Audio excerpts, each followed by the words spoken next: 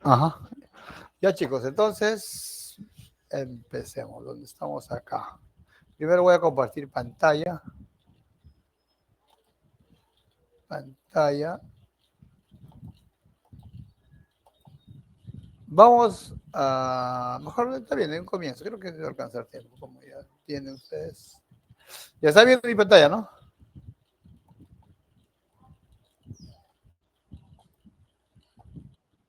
Ya.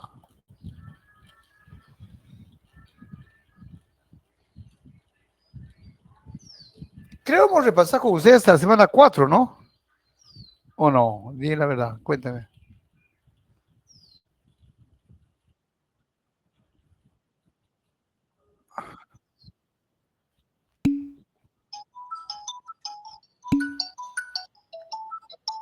Ah, ya un ratito, me llame un ratito, un amigo me está llamando un ratito, ¿no? ¿Qué pasa, güey?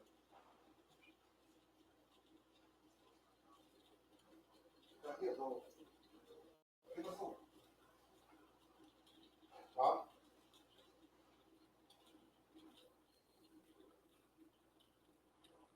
ya.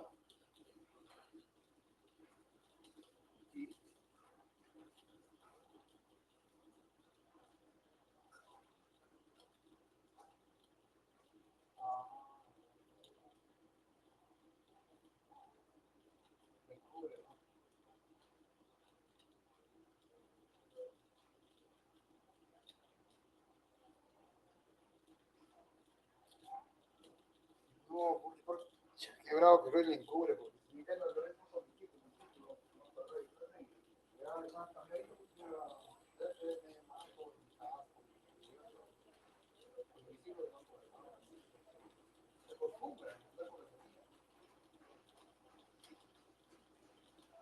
empezamos primero, ya no importa, empezamos de nuevo, no hay problema por mi parte. Alteración de los anexos cutáneos. Mejor vamos acá, no vaya. Oh, ahí está. Ya, entonces vamos.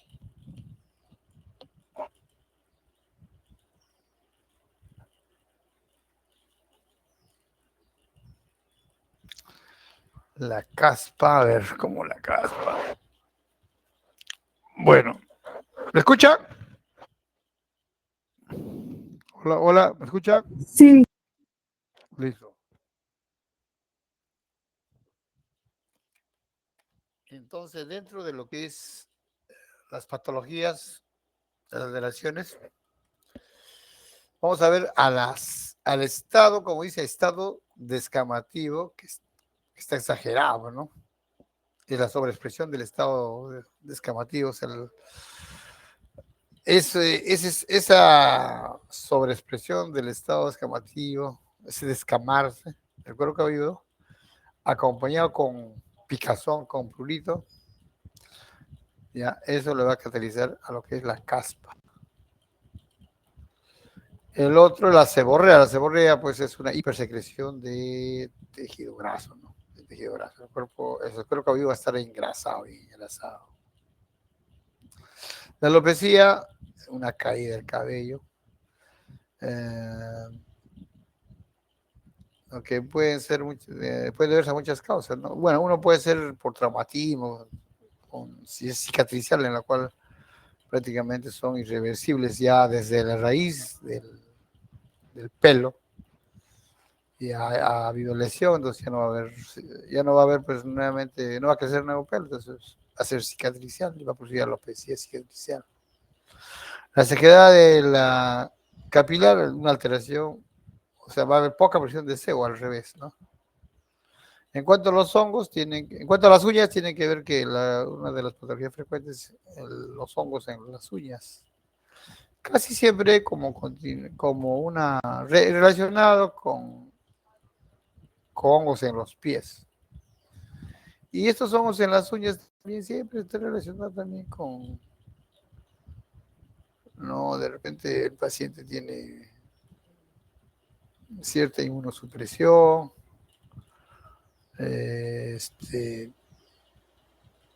Muchas veces se indica el tratamiento para la onicomicosis, para los hongos de las uñas, pero más que nada sería un tratamiento tópico, porque cuando uno le da un tratamiento sistémico, o sea, con pastillitas, probablemente todas esas pastillitas son pues hepatotóxicas, ¿no? Entonces los dermatólogos dicen, bueno, hay que darle chance un año, normalmente pues 4 meses, 2 meses, 4 meses, siempre la uña del dedo gordo indican sacarlo para facilitar sacar todo con todos los hongos y la nueva uña que sale ya va a salir sin hongos, pero cuando está con tratamiento antimicótico. Pero si un año ya no se puede combatir esta onicomicosis, prácticamente no es recomendable ya, más bien hay que cuidar para que no se exacerbe y siempre va a estar con los honguitos casi invisibles, porque son hepatotóxicos los antimicóticos. Como dicen ellos, el paciente va a quedarse sin hongos y también se va a quedar sin hígado. O sea, es hepatotóxico. Así que ver, como dice, escoger el mal menor, ¿no? Escoger el mal menor. Y mejor que esté con sus hongos, pero cuidándose, pues. No van a estar como estas uñas tampoco. Leuconiquia, bueno, es una que se pone blanco el hongo. Ya, por un traumatismo, a veces no se ve la causa. Dentro de las lesiones, yo tenía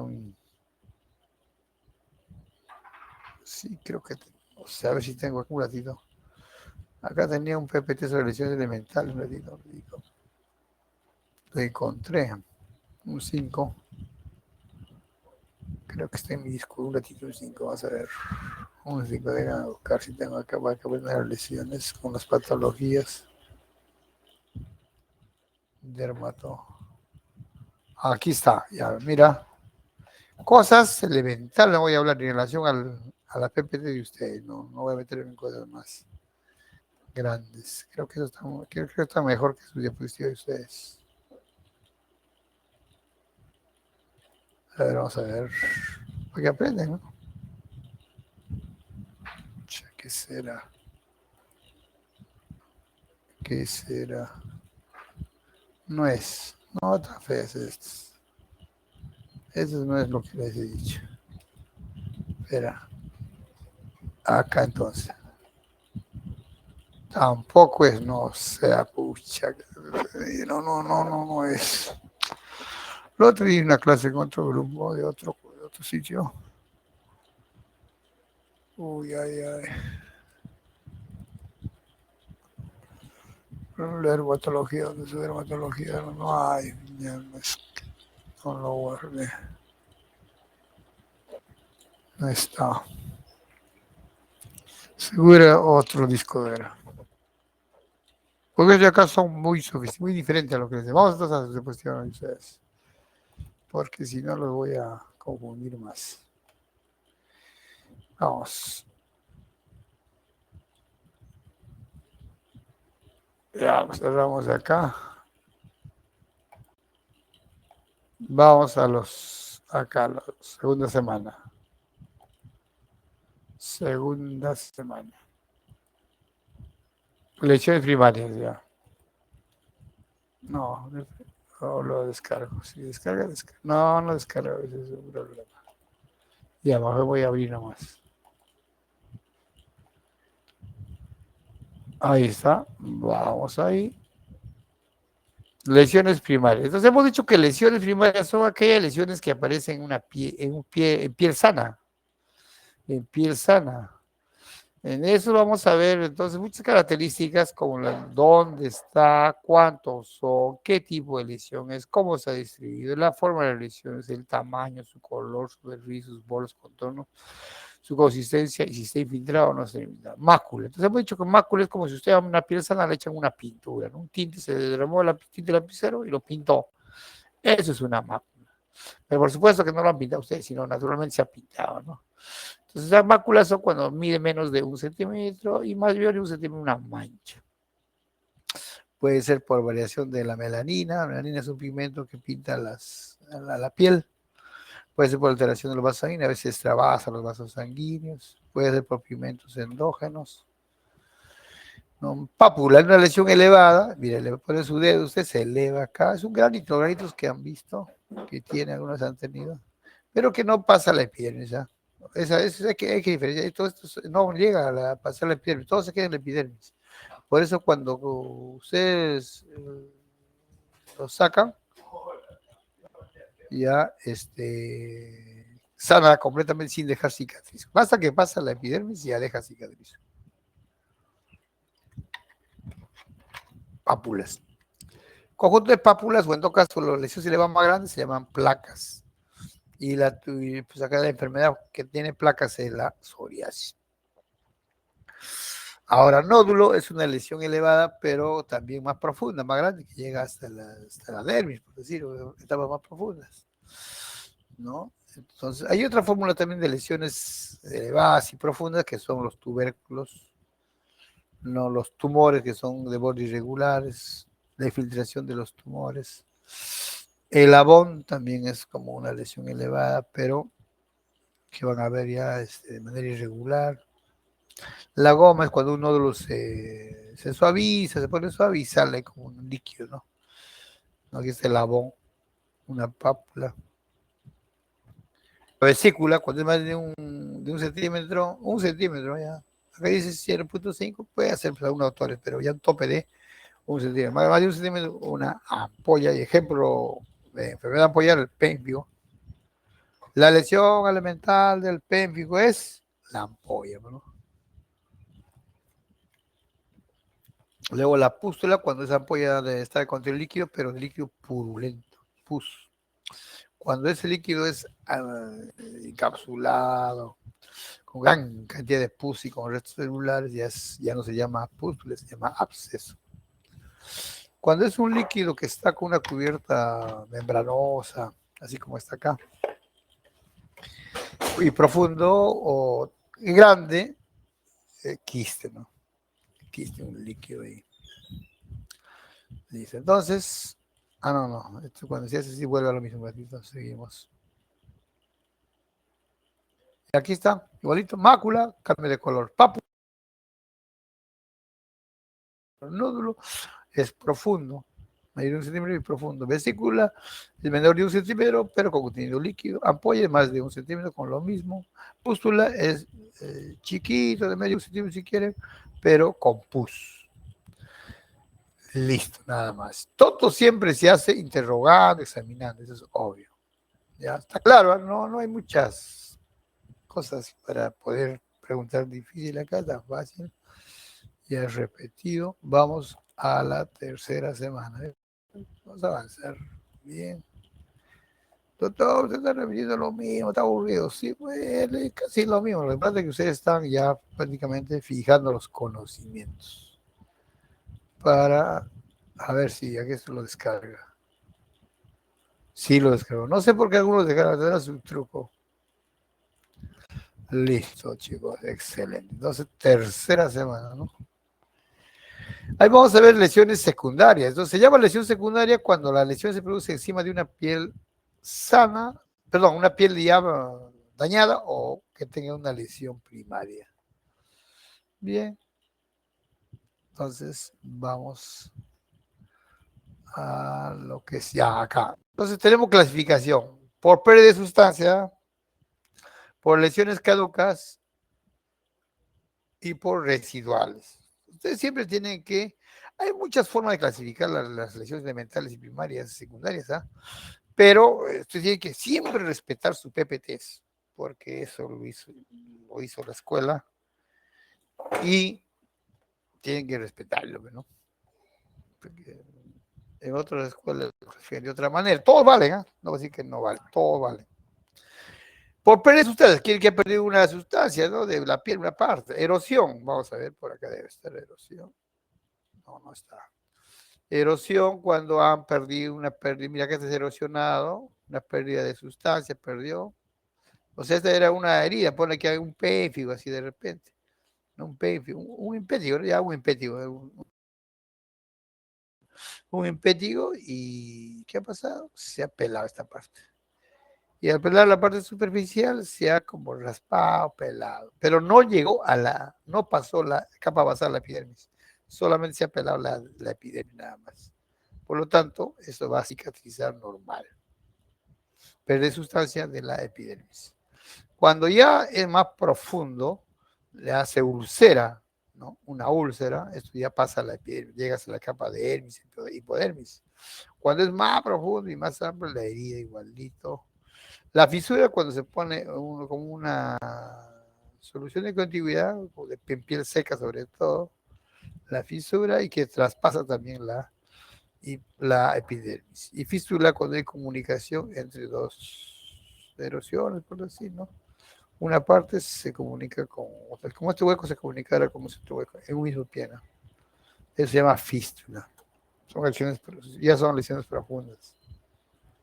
Pero en todos sus pies sustancias. Acá se comunica haciendo un túnel, acá se pierde una grieta, acá se pierde sacando un pedazo de piel y acá sacándose un pedazo de epidermis. Lesiones caducas están destinadas a eliminarse, o sea, cuando una lesión va eliminándose parte de su estructura, ¿no? En el caso de la escama, la costra, el esfacelo, la escara, ¿no? Estas son lesiones caducas. Entonces, no se olviden la clasificación. Escama, bueno, acá en realidad las placas de queratina se van desprendiendo de manera de escama, ¿no? Las costras es cuando se resecan todas las sustancias que las células, los desechos celulares se van produciendo, se van juntando, se solidifica y eso es la costra. Esfacelo, una membrana adherente que se va saliendo, ¿no? Se va despegando, como si fuera como la gente dice en el barrio, se va despellejando, se va saliendo como una especie de... La piel se va... Ese tejido muerto se va saliendo, ¿no? Y la escara es un tejido negruzco, de color azulado negruzco, producido por la isquemia, necrosis, y que se produce por falta de irrigación, bueno, por falta de movilización, irrigación, y se necrosa, y se convierte en color negro, ¿no? Entonces aquí están las escamas, ahí están las escamas, lesiones caducas, o sea, placas de queratina, estatocórneo, muy clásico esta enfermedad que se llama la psoriasis. La psoriasis. También puede darse en la dermatitis seborreica, pero acá es bastante sebo. Escamas secas, puede haber la ictiosis, ¿no? Los ajes de la ictiosis, como piel de pescado, ¿no? La escarlatina es una enfermedad producida por una infección bacteriana. También puede dar una especie de escamas. Y también, de repente, en una queratosis actínica por daño de la luz, que puede dañar a la piel y puede dar ciertas escamas pequeñas. Pero el más conocido de todos, la psoriasis, ¿no? Ictiosis, psoriasis, lesiones escamosas.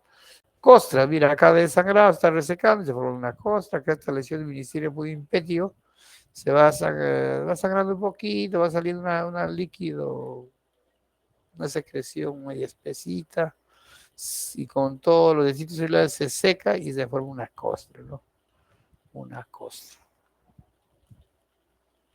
Lesiones ya residuales, o sea, ¿cómo ha quedado después de un daño? Bueno, tenemos la atrofia, que la piel va a adelgazarse, pero el tejido epidérmico, subcutáneo, dérmico, ¿no? Total, la que mira acá, ¿dónde está? ¿Cómo es que estás viendo los vasos sanguíneos ya? Están los tendones, piel delgadita, ¿no? Se ha atrofiado la piel. Otra se ha cortado y, bueno, no hay piel, se ha hundido, se llama, ¿no? Una cicatriz acá. Una cicatriz, donde hay pérdida podría de ya no hay epidermis, nada, ¿no? Entonces, a veces esto puede hundirse, se llama cicatrices atróficas, o puede elevarse, ¿no? Lesiones elevadas, como una reacción así, que crece hacia afuera, y se llama cicatrices queloides. Ahora, esas lesiones por rascado, cuando uno se rasca crónicamente, de repente pica acá porque te pica una pulga, Y tú te rascas, y al día siguiente también, o por estrés ya te rascas, es lo mismo, te rascas, lo mismo, te rascas, lo mismo, te rascas, años, eso va a producir una reacción de liquidificación. Entonces, esta liquidificación, o este líquen, se llama líquen plano, va a producir más prurito, y es como un círculo vicioso, y al final toda esta área va a estar dañada ya, ¿no? Va a ser va a producir lo que se llama el líquen plano. Y esto muchas veces condicionar, de repente puede malinizarse también. La escoriación es parecido a la erosión, pero producto del rascado, ¿no? Con pérdida de la epidermis, ¿no? Generalmente. A veces puede llegar a la dermis, pero esto es producto del rascado, ¿no? La diferencia, producto del rascado. Muy bien, aquí están sus lesiones secundarias, sus características que estamos repitiendo y se acabó la jornada. Muy bien, vamos a semana 4. Creo que el otro día nos quedamos con semana 4, de acuerdo. Pero mejor que les repite, porque cuando repito ya usted más se acuerda, ¿no? Listo, semana 4. Entonces, la semana 4 vamos a ver lo que es la cefalea. Entonces, dolor de cabeza, ¿no? Es uno de los motivos de consulta en consultorio externo. Y vamos a hablar pues de dolor de cabeza, que puede ser dos tipos. O el problema está fuera de la cabeza, de enfermedades conocidas. Eso llamamos cefalea secundaria, pero a veces no hay enfermedades conocidas, no está fuera de la cabeza, no se ve otras cosas, y son cefaleas primarias. Dentro de las cefaleas primarias, las más conocidas son las siguientes: la cefalea tensional, la migraña y la neuralgia del trigémino, en lo que está en sus diapositivas. Hay otra más, la cefalea de Horton, otra cefalea en racimos también. No están en sus diapositivas, no lo voy a preguntar si no están, para que les complico, pero ya lo estoy diciendo, como distractor puedo ponerles. Pero cefalea tensional. Entonces, ¿qué sucede en la cefalea tensional? Acá tenemos el músculo occipital, tenemos el músculo frontal, el músculo temporal, y acá tenemos la ponerosis semicraneal.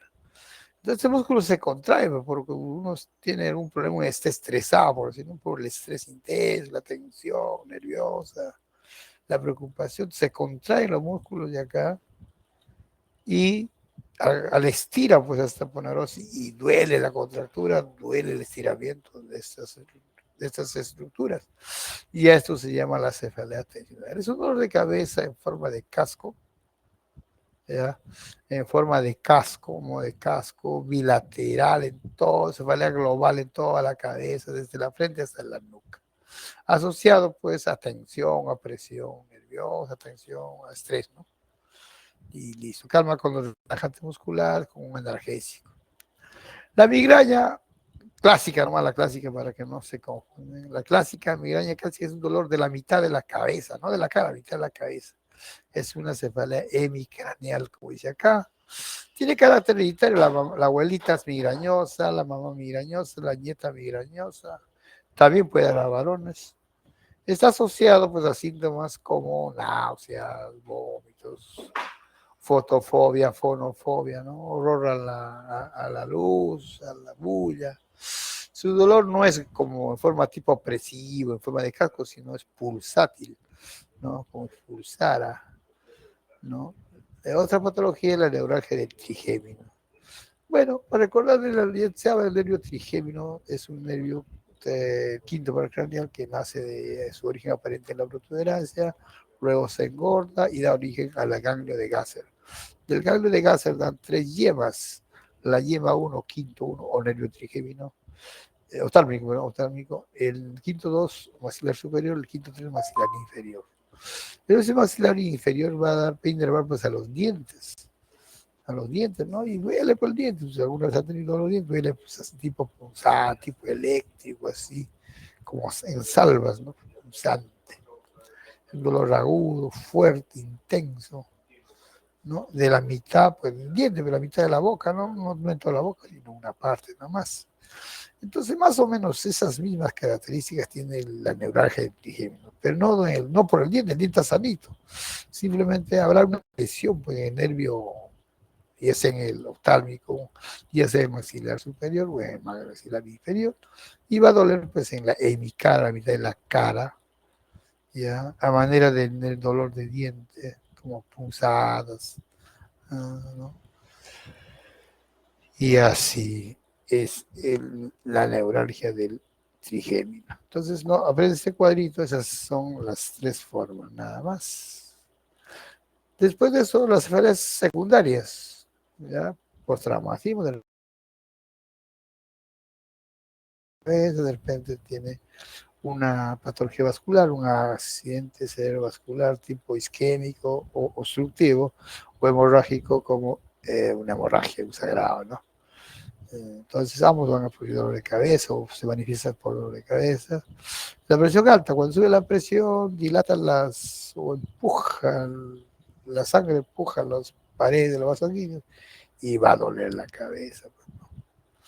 Va a doler la cabeza. Abstinencia de una droga, a veces consume droga y tú le quitas su droga y como pasan las horas, este paciente puede presentar cefalea también por abstinencia. Una meningoencefalitis, una infección, una meningitis, una infección ahí en los órganos, en los tejidos nerviosos, las meninges, por ejemplo, van a doler, la meninge puede doler el cuello, la cabeza, no esa parte, ¿no? Aumenta la presión intracraniana, como no, produce dolor de cabeza intenso. Ahí está, traumatismo vascular, hipertensión, lo mismo que he dicho ya.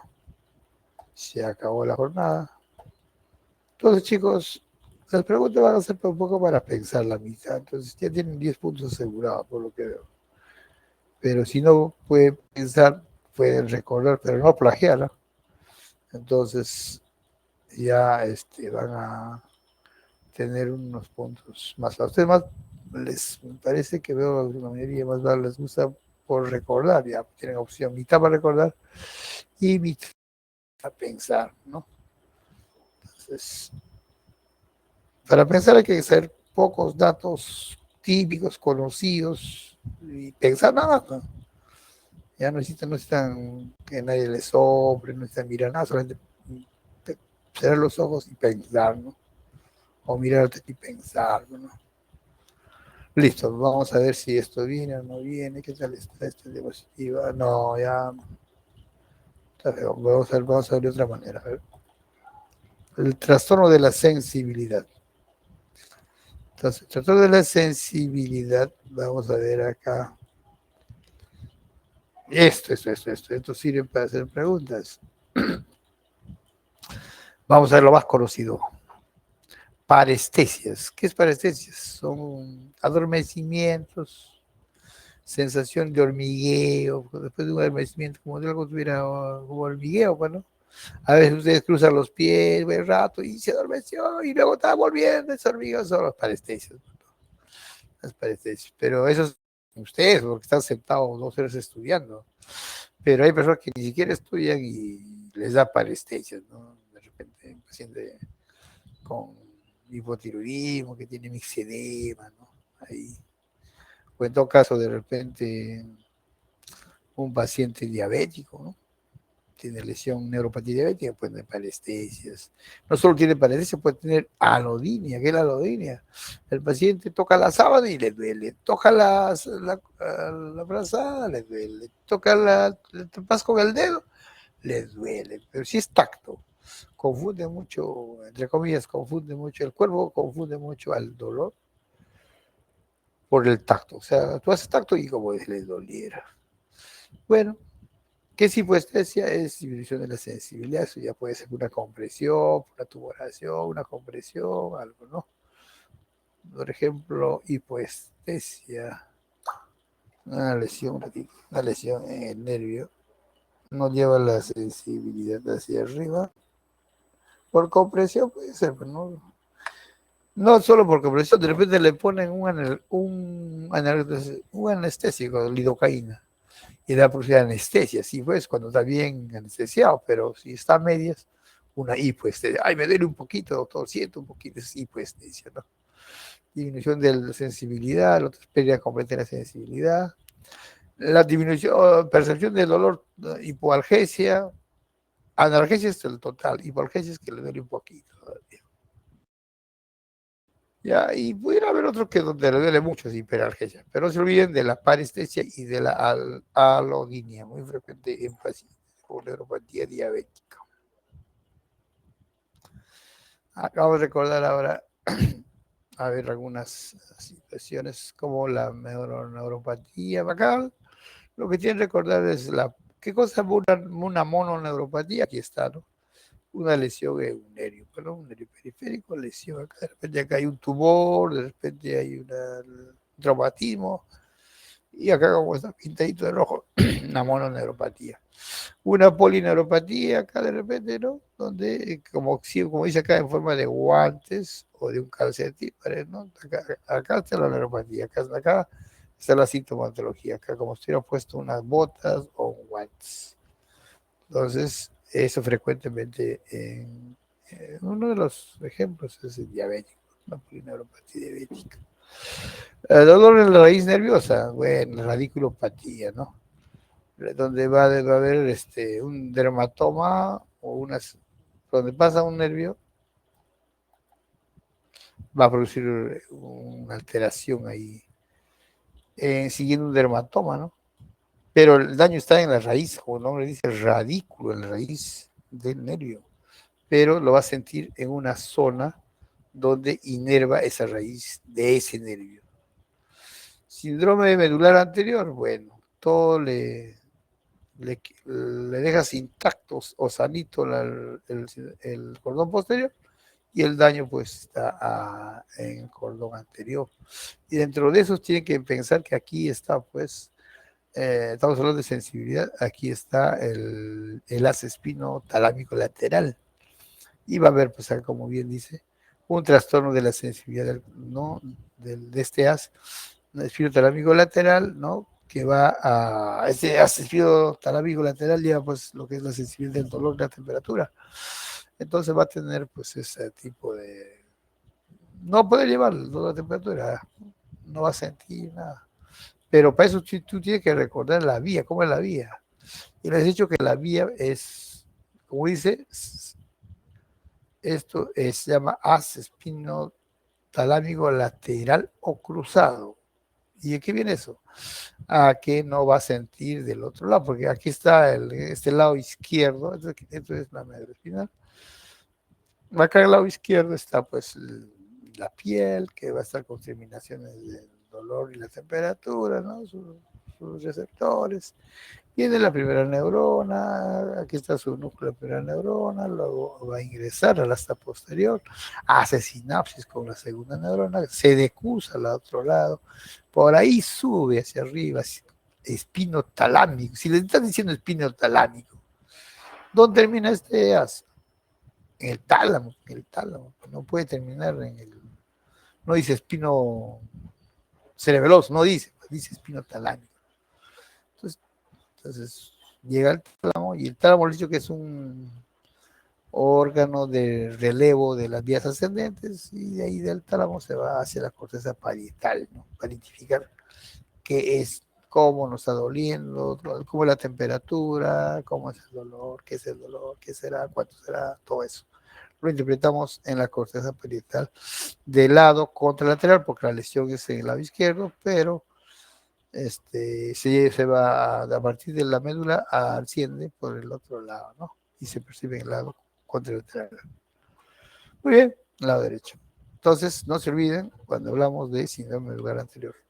Y su contrincante, siempre que estudian pues así en asociación, para recordarnos, o sea, el estudiante tiene que estudiar a su manera, como para poder recordarse, ¿no? Porque tiene que ingeniarse, como inclusive crear mnemotecnias, ¿no? Unas palabritas por las siglas y se organiza, ¿no? Entonces yo de acá de síndrome del anterior paso al posterior. Síndrome de cordón posterior, le decíamos en mi tiempo, síndrome de columna posterior, es la lesión de los cordones posteriores. Y ustedes saben, ¿Quiénes van por la vía del cordón posterior? Fácil.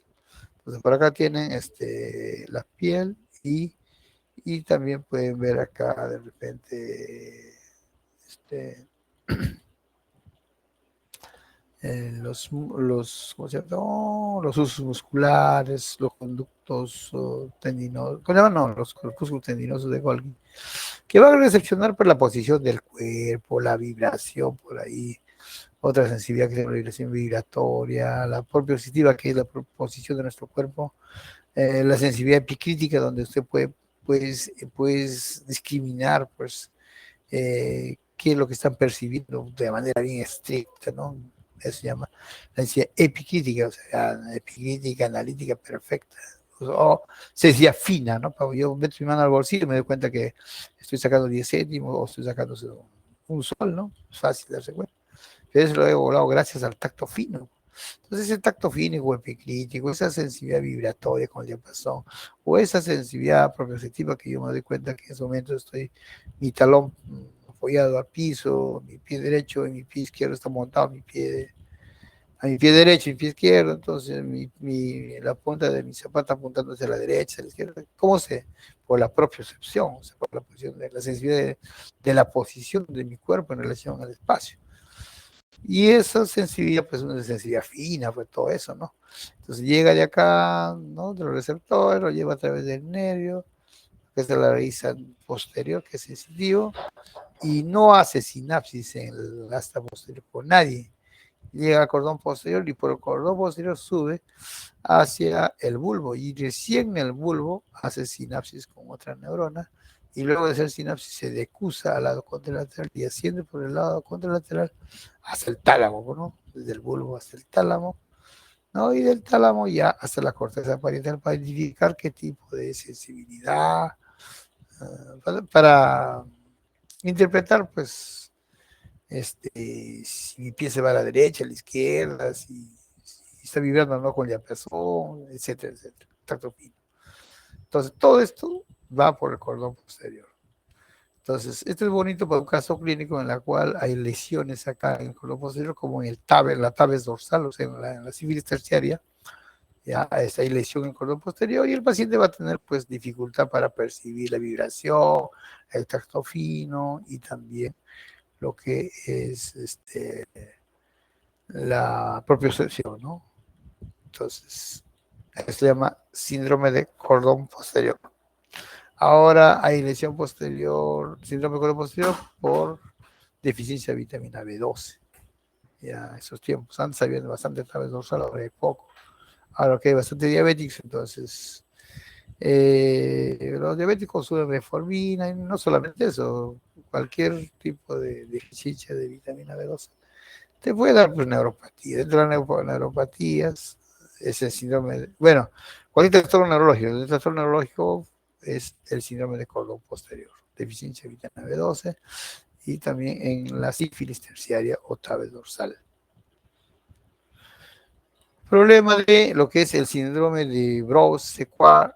Este Brown-Séquard es una hemisección de la médula, ¿no? De la médula. Entonces acá pues está bonito para el caso clínico que el paciente acá que sea.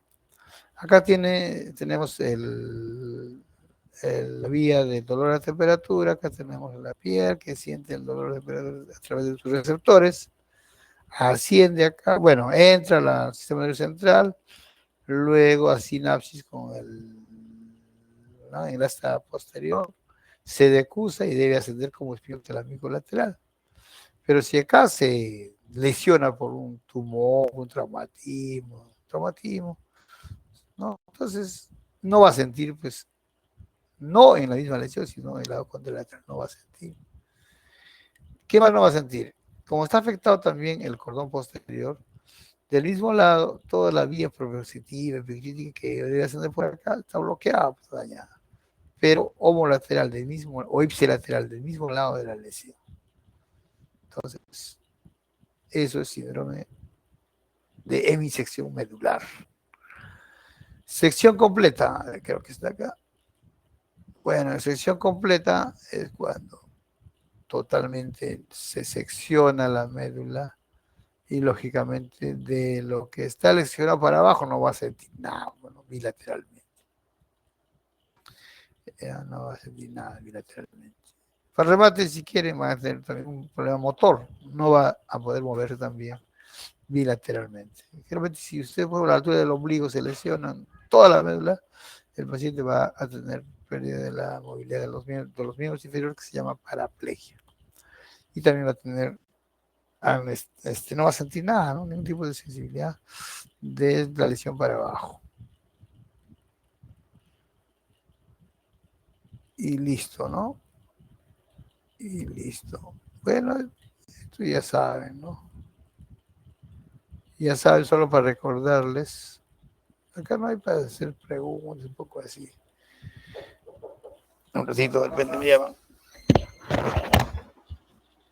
Para recordarles, no vaya a ser que se haya olvidado. Esto es la cara lateral del hemisferio cerebral, lado izquierdo, ¿no? Me doy cuenta porque este es el lóbulo occipital, aquí está el cerebelo y aquí está el lóbulo temporal. Bueno, siempre les he dicho de que esto de acá tenemos a la cisura central de Rolando que va a dividir al cerebro o al hemisferio cerebral en dos partes. Una parte anterior o motora y una parte posterior sensitiva. Claro que esta parte ya está más allá, ya que está la cisura lateral de Sirio. Entonces, en la parte sensitiva, pues es el lóbulo parietal, lo conocen, el lóbulo temporal, y acá tenemos una incisura, otra incisura, una línea imaginaria, y vamos a delimitar lo que es la corteza, bueno, la corteza visual, ¿no? La corteza occipital visual. Esto se encarga de la audición, esto de la visión, esto de la sensibilidad, de todo tipo de sensibilidad de piel, progresiva, dolor, temperatura, todo ello. Y la parte anterior motora, ¿no? Motora. Eso no debe olvidarse. Listo, nada más, ¿ves? Nada más, nada más. Vamos a la clase 6. Se van a 6.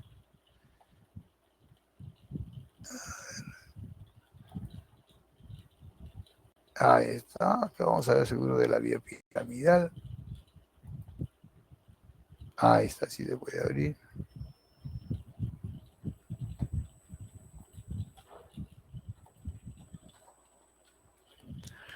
Alteraciones del motor, ¿no? O de la motricidad, ¿no? Vamos a ver. Ahí está, mira. Mira, esto de acá voy a hacer dos preguntas mínimo. ¿Ya? Porque este es un tema que deben saber toda la vida. Vamos a ver acá el sistema, la vía piramidal primero. Bueno, le llaman vía piramidal porque esta vía va a pasar por acá, por las famosas, haciendo un abultamiento en el tronco encefálico a nivel del bulbo que se llaman las pirámides bulbares. O sea, a ese nivel se van a decusar esta vía de la derecha con la izquierda, viceversa, ¿no? Por ahí. Por eso se llama vía piramidal. Bueno, eso parte de acá, de la corteza cerebral, porque solo en la corteza cerebral tenemos los somas o núcleos neuronales.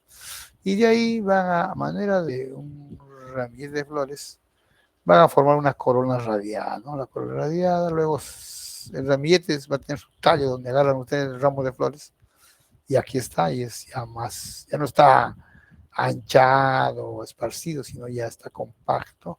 Y eso se ha conocido como la cápsula interna, ¿no? Cápsula interna, su brazo anterior, brazo posterior. Y luego va a venir hacia el tronco encefálico y va a ir bajando por la mesencéfala, por la protuberancia y el bulbo. A nivel del bulbo se decusa, el 90% se va a decusar hacia el lado contralateral y va a viajar por el cordón lateral como haz córtico espinal cruzado o lateral.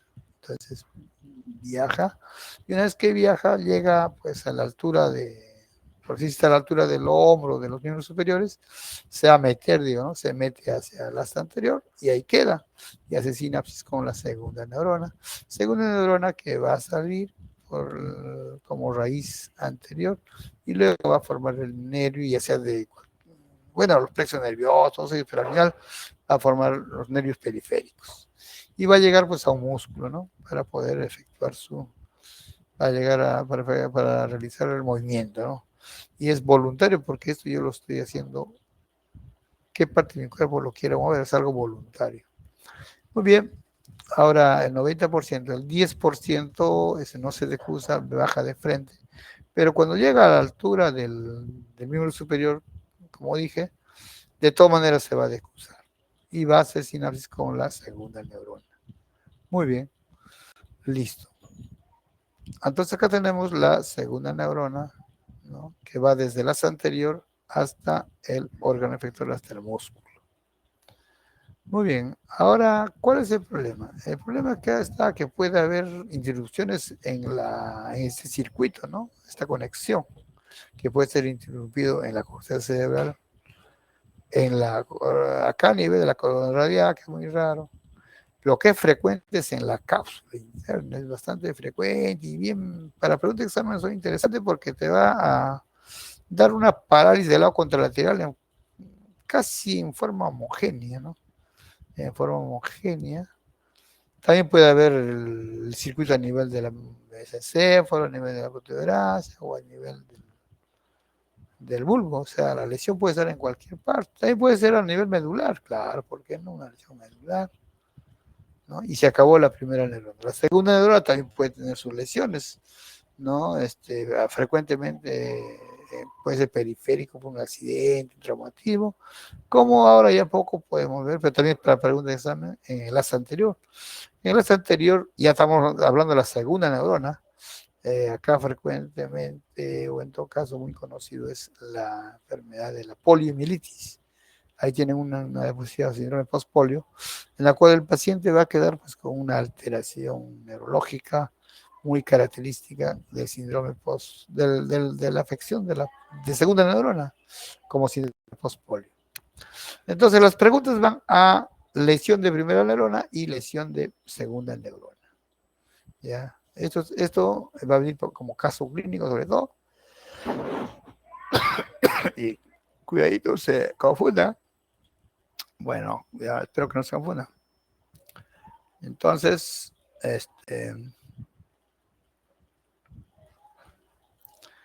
lesión de primera neurona, sí, primero.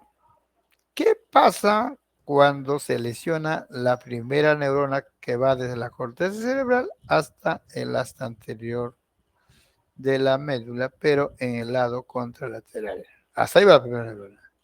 ¿Qué pasa cuando se lesiona la segunda neurona que va desde el asta anterior, en este mismo lado de la lesión, hasta ese de acá, ¿no? Hasta la unión neuromuscular acá, hasta el órgano efector, hasta el músculo? Entonces, no es igual, los datos clínicos son diferentes y usted tiene que identificar los datos clínicos, los signos clínicos para poder decir si es lesión de primera neurona o es lesión de segunda neurona. Ya. Vamos a empezar por lo más conocido. Lesión de primera neurona. Por ejemplo, si puse una lesión de primera neurona en cualquiera de estos, nos va a dar una parálisis o llevamos de parálisis. O ¿no? Se llama una hemiplegia o hemiparesia, o una parálisis parcial o una parálisis completa. ¿Ya? Bueno, la cosa es parálisis, al fin de cuentas es lo mismo, parálisis. ¿Pero de qué tipo? De tipo espástica. ¿Cómo, doctor, es espástica? Espástica cuando ustedes agarran la pierna, está dura. Señor, ¿usted quiere doblar? Usted, mira, yo sé que está paralizado, pero ustedes lo quieren doblar, no van a poder. Sí va a poder, pero bien duro va a ser, ¿no? Se llama parálisis espástica o dura, si quieren. Eso es lesión de primera neurona. ¿Ya? ¿Qué más? Otra, lo que es los reflejos. Los reflejos van a estar aumentados. Ustedes han estudiado por ahí el arco reflejo en la cual ustedes estimulan acá, por decir, a la piel de cada miembro, ¿no? Del pie, de la mano, ¿no? Automáticamente, por algo, de repente, una agujita así, ¿no? Así, y el cuerpo automáticamente va a sacar el pie de la agujita. va a hacer una acción de retirada, va a retirar del peligro, ¿no? Eso se llama, y luego, eso se llama el arco reflejo, ¿no? El arco reflejo. Entonces, el arco reflejo sirve para retirar pues, del peligro al pie, a la mano, al cuerpo, ¿no? Eso está bueno, ¿no? Eh, pero también hay reflejos primitivos como el reflejo de succión, el reflejo de repente de marcha, son reflejos primitivos que pueden perdurar en el tiempo, ¿no? O sea, hasta viejos no que somos, hasta grandes adultos. Pero estos reflejos van a estar inhibidos por el sistema nervioso central. Entonces, ¿qué sucede cuando tú cortas este circuito? Si tú le cortas, entonces dejas libre a que nadie lo controle estos reflejos. Por lo tanto, el paciente va a tener hiperreflexia. Hiperreflexia. Si tú cortas a este controlador de los reflejos, ¿no? Entonces el paciente va a tener hiperreflexia. Entonces cuando se pone como el martillito y le golpean la rodilla, como el Chavo del Ocho, va a patear, ¿no? ¡Pah! Reflejo patelar aumentado, todos los reflejos, ¿no? Están aumentados. Encima tiene un reflejo patológico, el reflejo de Babinski, ¿no? ¿En qué consiste el reflejo de Babinski? Ustedes pueden estimular el borde interno del pie y van a ver cómo el dedo gordo del pie va a hiperextenderse. Ese reflejo patológico, el reflejo de Babinski, ¿no? Se extiende el dedo gordo del pie. Entonces, cuando hay lesión de primera neurona, hay parálisis espástica, hay hiperreflexia y hay reflejo de Babinski. Listo, esa es lesión de primera neurona. Cuando hay lesión de segunda neurona, hay parálisis flácida, o sea, esos pacientes que han tenido la poliomielitis tienen pues una como gelatina, una hipotonía, un flácido está su pie. No está duro, nada, está muy suavecito, muy duro, ya, no aguanta nada, ya. Muy flácido. Parálisis flácida. No hay reflejo de Babinski. No hay hiporreflexia. En vez de haber hiper, hay hiporreflexia. Y hay clonus. O sea, tú le mueves. No, perdón, hay fasciculaciones. Fasciculaciones. Está como moviéndose una partecita de sus músculos. Sus músculos, ¿no? Fasciculan, o sea, unas partecitas de los músculos empiezan a moverse. Se llaman fasciculaciones. Listo. Entonces, la pregunta, pues, es un caso clínico, ¿no? Paciente varón de 60 años de edad que tiene antecedentes de hipertensión, de diabetes, presenta una pérdida del hemicuerpo derecho, ¿no? El cuerpo derecho asociado al examen físico se le encuentra hiperreflexia, fasciculaciones, no, perdón, hiperreflexia, reflejo de Babinski, parálisis espástica, ¿no? Y afasia. Diga usted dónde está la lesión. A ver, ¿quién me contesta? ¿Dónde está la lesión? ¿En la corteza, en la cápsula, en el tronco o en la médula? ¿O en la segunda neurona?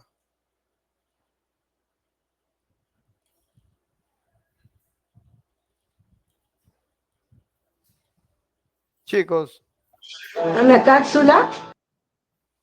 otra alternativa. La Tiene corteza. afasia en la corteza cerebral. Porque la corteza cerebral, y más fácil, como está en el lóbulo frontal izquierdo, ahí está la afasia. ¿Afasia de Wernicke? ¿De Wernicke o de Broca? Más fácil, ¿afasia motora de Broca o afasia sensitiva de Wernicke? Motora de Broca. Broca. Broca. Ya, mira, claro, de Broca, tiene que ser motora de Broca. Entonces, ¿por qué? Porque el área del lenguaje está en la corteza, pero no va a estar acá no va a estar en la cápsula interna, no va a estar nunca. Porque es solamente sustancia blanca, acá es sustancia blanca. En cambio, acá está sustancia gris o somas de las neuronas. Entonces, así va a ser el cuadro clínico. Muy parecido a eso, ¿no? Si, por ejemplo, tienen acá compromiso de pares craneales, ¿la lesión dónde va a estar? ¿En la corteza, en la cápsula, en el tronco o en la médula?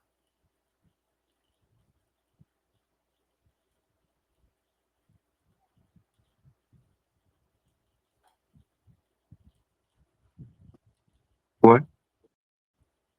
Tronco. ¿Dónde? Tronco, tronco, para Ah, facial, más regalo, no, para de repente no puede deglutir el glosofaringio, el neumogatrio, pero ya, con facial nomás que está, eso es tronco encefálico. Si tiene problemas de oculomotores, de repente anisocoria, cuando están las pupilas desiguales, diferente tamaño, ya me es encéfalo, pero que digan en tronco, ya pues, ¿no? Pero que se equivoquen así de una manera brutal, que digan en corteza, en médula, no tienen perdón, alumnos, ¿ah? Porque está fácil, ¿no? Afasia siempre, para ustedes, lóbulo izquierdo, corteza cerebral, la fascia motora de Broca, si quieren, ¿no? Para no estar, como este es un problema motor, ya pues, si no piramidal, con afasia, eso es corteza cerebral. Pregunta, salgan a su punto fijo ya. ¿Se da cuenta o no? Está fácil. Entonces no se olviden esa vía, de eso va a venir siquiera dos preguntas, porque uno será una parte anatómica, ¿no? Y otra parte será un caso clínico, ¿no? No se olviden este cuadrito, como he dicho, listo. Y ahora para el sistema piramidal es voluntario, donde interviene pues parte toda se inicia todo pues la corteza lóbulo frontal, ¿no? Y a nivel de la médula, no, a nivel médula, no, a nivel de la base del cerebro tenemos acá estos ganglios, ¿no? Estos ganglios grises, ¿no? Sustancia gris, ganglios grises. Entonces la sustancia gris en los ganglios basales, decimos, ¿no? Estos ganglios basales van.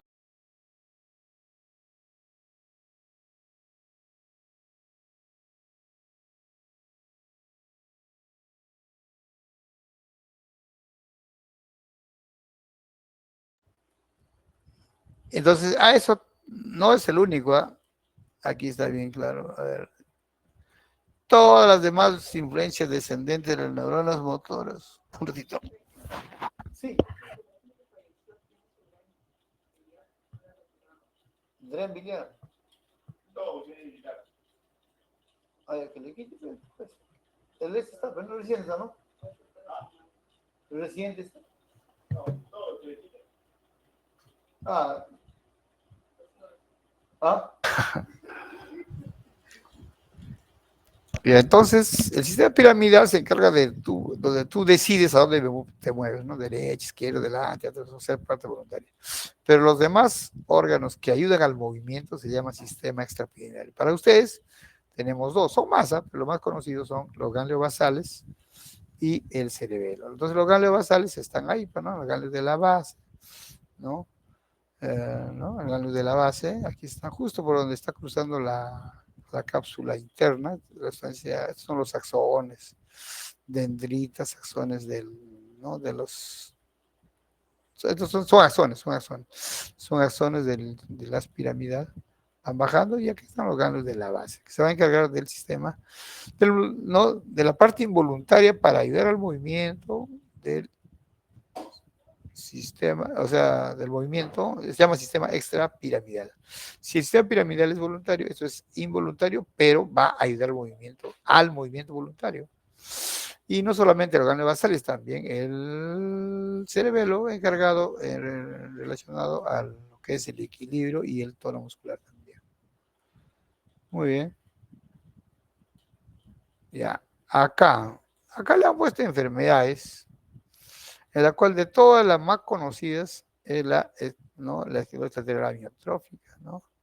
Que es un trastorno progresivo que va a dañar todos los músculos voluntarios, va a afectar sobre todo ¿no? a los músculos vulvares, como el de la deglución, el grado en el habla, la deglución, la masticación, eso es característico, ¿no? También afecta tanto a neuronas superiores como a neuronas, a la segunda neurona, ¿no? A neuronas inferiores. ¿Ya? No se olviden de que es músculos vulvares, ¿eh? Eso es clásico, típico, es una de las características de su afección de esta esclerosis lateral amiotrófica, ¿no? Y como su nombre dice, pues va a haber un problema de amiotrofia, o sea, y prácticamente los músculos que están inervados por estas neuronas van a sufrir pues perder fuerza, ¿no? Fuerza, que vamos a perder la fuerza de los, ¿no? Fuerza muscular, ¿no? En los brazos, las piernas, en todo el cuerpo. Esto es la famosa, mira, los músculos, no viene del bulbo, lo que no es del bulbo, en el habla, la declusión de los músculos. Aquí están las.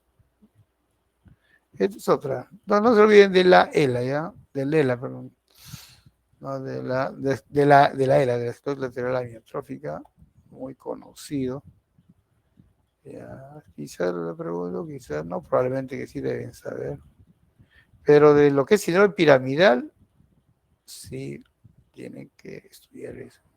Como caso clínico y también cómo va ¿no? Lo que es la distribución, el circuito. Vamos con las 7.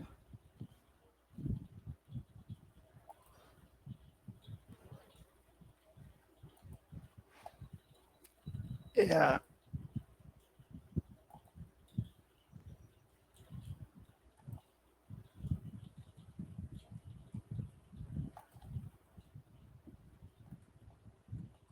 La hipertensión endocraniana.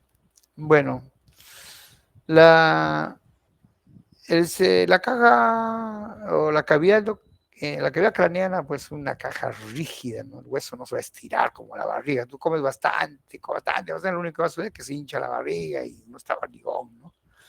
No hay problema, ¿no? Si el pulmón de repente, puede ser, el pulmón tiene tope, de repente ya no puede dar más, va a pasar el corazón, todo eso. Pero en lo que es la barriga es fácil darse cuenta, uno come bastante, o tiene bastante gases, o tiene agua en el espacio peritoneal, ascitis, bueno, se llena y se hincha, ¿no? Y aumenta, y solamente aumenta de volumen la barriga, bueno, no hay problema. Pero el cráneo no va a estirar, como no se estira, entonces va a tener problemas. Ya que tenemos los 3 elementos del cráneo, del encéfalo, no, mejor de la cavidad intracraneal.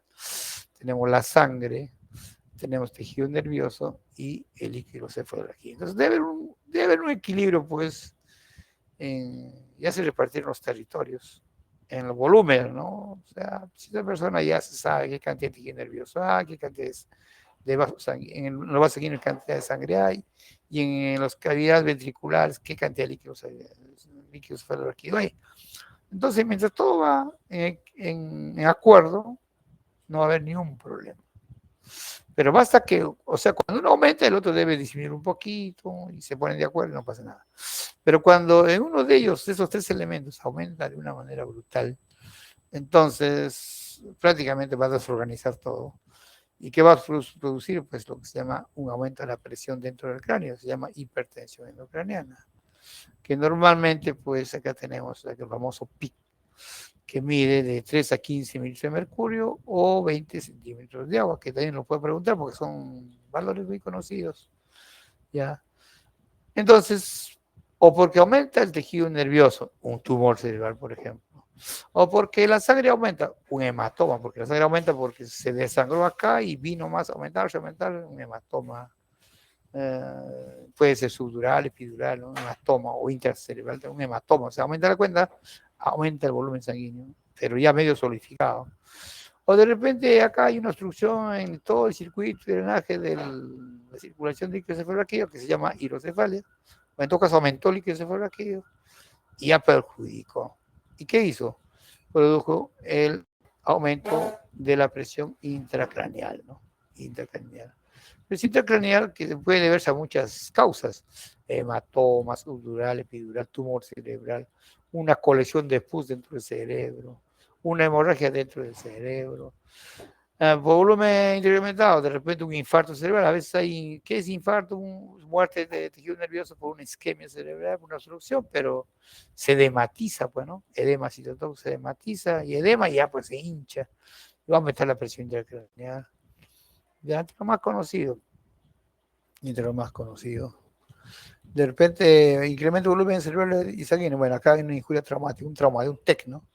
Un TEC, una infección, una meningoencefalitis, una hemorragia subaracnoidea. ¿No? Estoy hablando de lo más común, lo más importante, ¿eh? Que es donde en este circuito, pues, por acá hay vasos sanguíneos y van a sangrar no solo al parénquima, sino van a sangrar al espacio, perdón, por acá.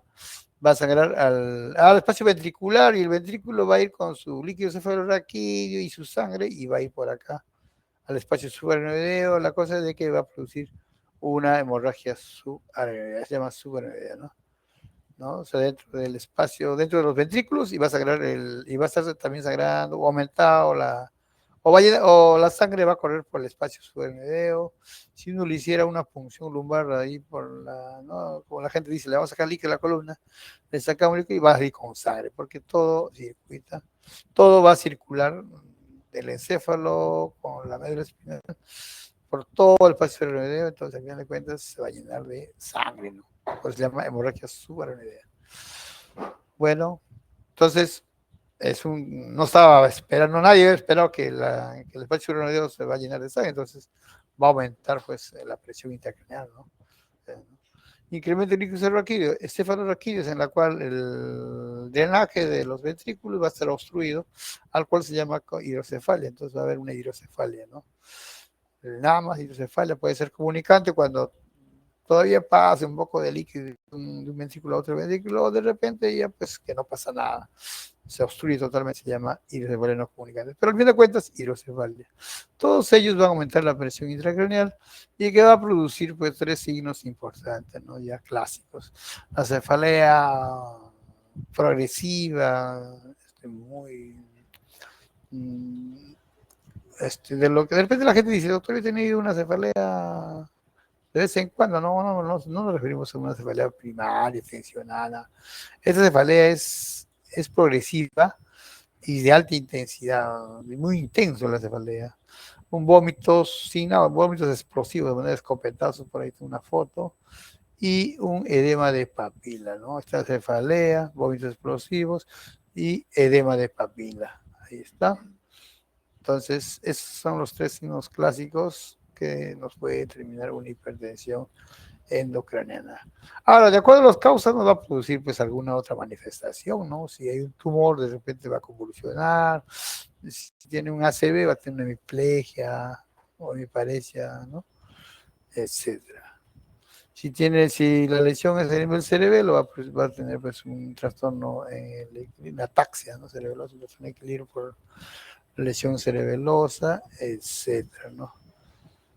También, sobre todo eso, ¿no? Listo. Este gráfico es para ver lo que es la ataxia motora de Broca, que está acá en el área motora de Broca, que está acá en el lóbulo frontal, y la ataxia sensitiva de Wernicke, que está en la lesión temporal, acá en el lóbulo temporal. Entonces puede haber lesión acá, afasia sensitiva, el paciente no siente, no comprende, y acá el paciente comprende, pero no puede expresarse, o de repente el cordón que comunica los dos se llama cordón arqueado o arcuato, en la cual puede haber afasia por lesión en el cordón comunicante o arqueado, ¿no? O puede haber una afasia global que compromete las dos áreas del lenguaje. Bien, de acá va a venir unas tres preguntas, ¿no? Dos preguntas o tres. La escala de coma de Glasgow. Entonces, ya ahí está, ya la escala de coma de Glasgow. Miren, la escala de coma de Glasgow. Lo de escala de coma de Glasgow también va a venir caso clínico. Sí, el caso clínico es como para dar datos sobre Ah, esas respuestas, bueno, claro, pues un o sea, paciente X tal, tiene tal cosa, tal, se cayó del quinto piso al octavo piso. Eso es solamente para hacer una pregunta nada más, pero al fin de cuentas lo más impreso son los datos, las respuestas. Basta que dice, diga usted escala de coma de grado, tiene que fijarse cómo es la respuesta ocular, cómo es la respuesta verbal, cómo es la respuesta motora. Entonces, ustedes básicamente se van a centrar a contar los valores que están acá, ¿no? ¿Cuánto vale esto? ¿Cuánto vale el otro? ¿Cuánto vale el otro? Lo suman y ya está. Ya va a haber dos casos mínimos de escala de Glasgow. Dos casos mínimos. Si hay suerte, habrá tres. ¿Por qué digo suerte? Porque es fácil, pues. Fácil cuando uno aprende la respuesta, ¿no? Entonces vamos entonces a hablar primero de la respuesta. Otro ejemplo. Paciente, para un solo caso, ¿no? Paciente varón de 25 años se cae del quinto piso y pierde la conciencia. Al examen neurológico presenta los siguientes datos, ¿no? O el neurólogo o el médico le examina y le encuentra lo siguiente. Donde que le examina y le pregunta al paciente, levanta la mano y el paciente levanta la mano. Uy, ¿cuánto le pongo?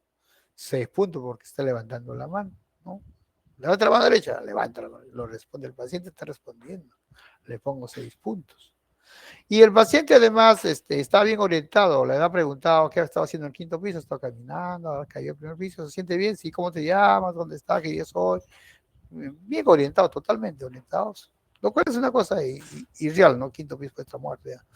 Pero el paciente está orientado, le pongo 5. Y después el paciente que examinar me está mirando. O sea, yo me acerco y ya me está mirando espontáneamente. ¿Cuánto le pongo? 4 puntos. ¿Cuánto sumarían entonces? 15 puntos. Entonces, más o menos así. Pero por supuesto, para un paciente que se cae del quinto piso debe estar con Glasgow 3, 4, 5, por ahí. Entonces, tiene que haber concordancia, pues, la causa con el efecto.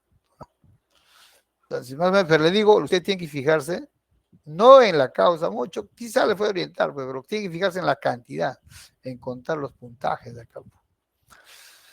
Muy bien, entonces un paciente, ¿qué es la respuesta motora? Es cuando yo al paciente, yo le estimulo, yo lo fastidio, yo le estimulo, el paciente tiene que responder.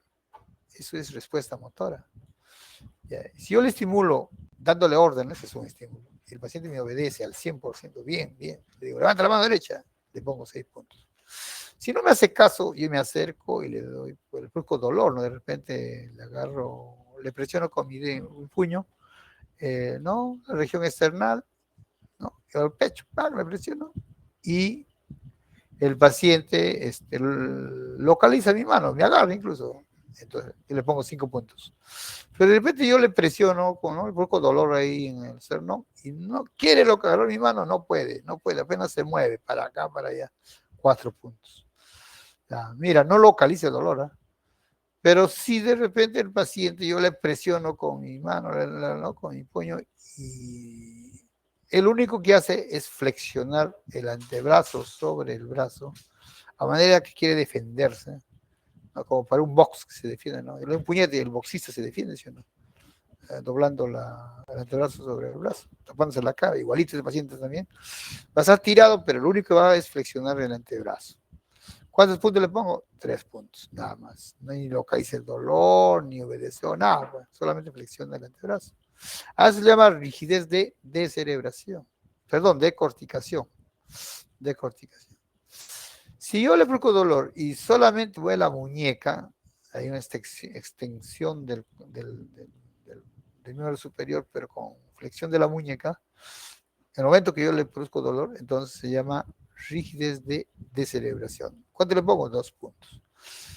Por más que yo le presiono el pecho con mi puño y no, ni siquiera empuña, ni siquiera doble el antebrazo, ni siquiera retira el dolor, ni siquiera localiza el dolor, peor no me obedece nada, nada, como un muerto, le pongo 1 punto. Nunca le pongo 0, le pongo 1 punto. Entonces, mira, yo ya tengo mi puntaje para poder sumar con los otros ítems que yo pueda, con las otras respuestas que yo pueda hallar. Bueno, hemos hablado de la respuesta motora. ¿Han entendido la respuesta motora?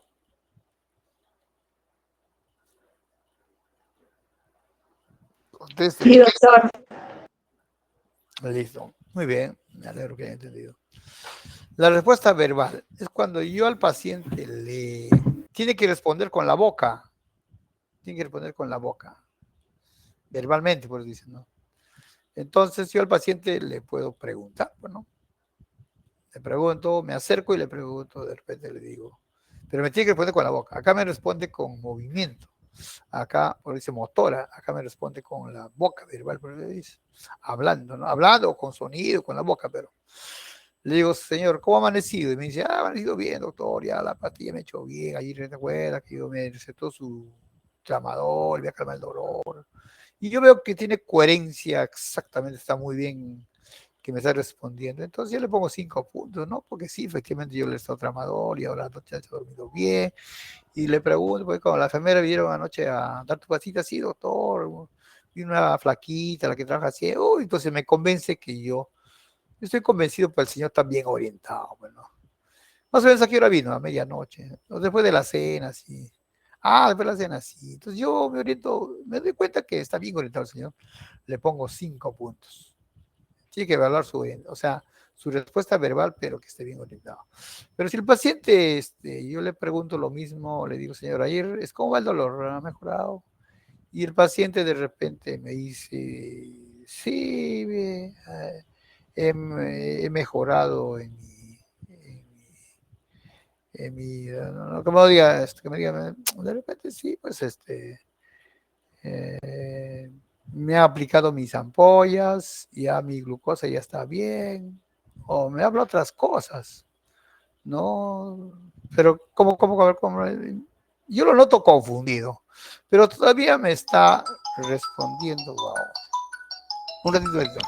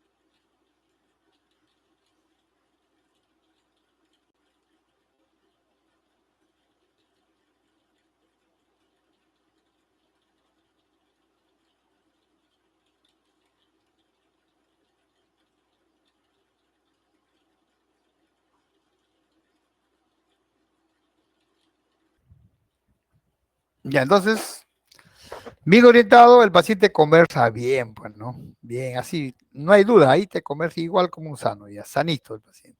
Pero hablando, sí, doctor, todo te cuenta.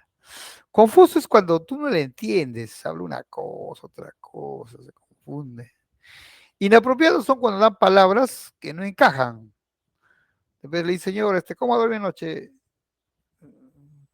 Ya así fácil para que te entiendan. Perro, pan,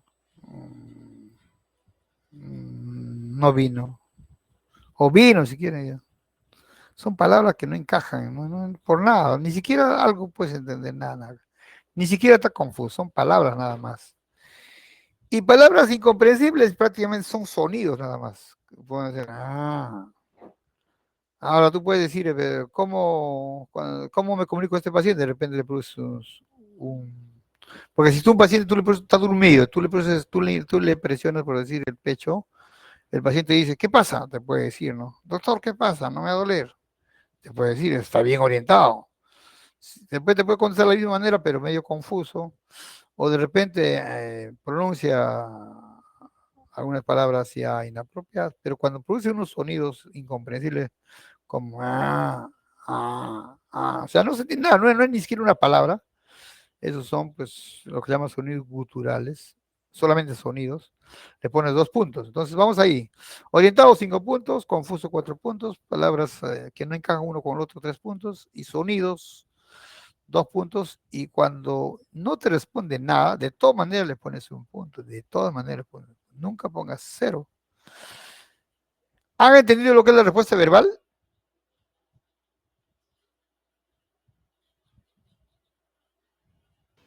Sí, profesor.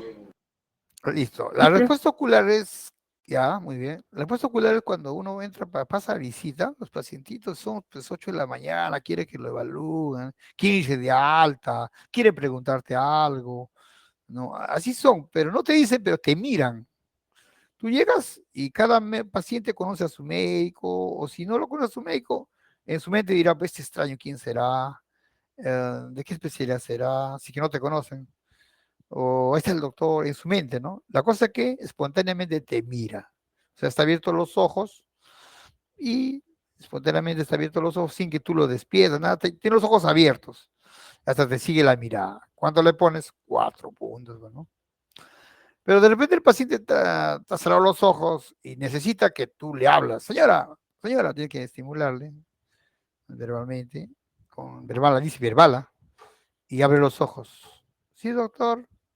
Y vuelve a dormirse quizás, pero ya despertó. Eso le pones 3 puntos ahí.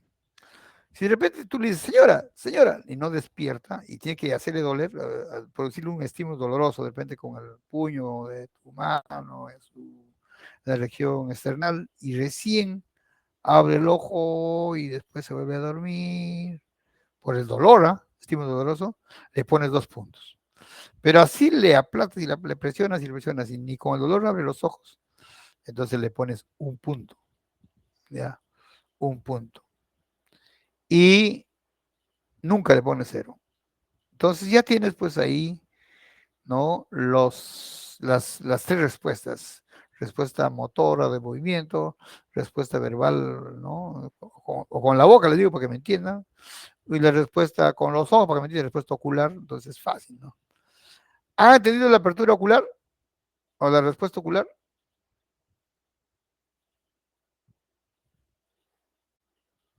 Sí, profesor. Listo. Entonces lo que tienen que hacer ustedes es despacio, tranquilo, aunque sea haciendo un cuadrito, evaluar pues cada una de las respuestas y luego lo suman. Van a sumarlo. Suman y deben, cuando están normal debe tener un Glasgow 15 y cuando está en coma profundo, bien mal, ya como Glasgow 3. Y ven, o sea, ustedes suman y van a ver los resultados de las alternativas, la A, la B, la C, la D, y marcan por lo que coincide, ¿no? Entonces, por lo menos va a venir 2 preguntas de esto, pero con un cuadro, pues solamente como decir, es como un cuadro clínico, pues no, pero usted tiene que fijarse más en la evaluación de las respuestas motoras, verbales y oculares, ¿no? Listo. ¿Ya ves? Nada más. Está fácil, ¿ya? No se olviden que Glasgow es regalo de Navidad prácticamente. Mínimo 2, quién sabe 3. Según, pues si no hay otra hipertensión ucraniana, ya ves, vamos, semana 8. Vamos avanzando porque a las 8 tenemos que terminar. ¿O dónde está? Convulsiones.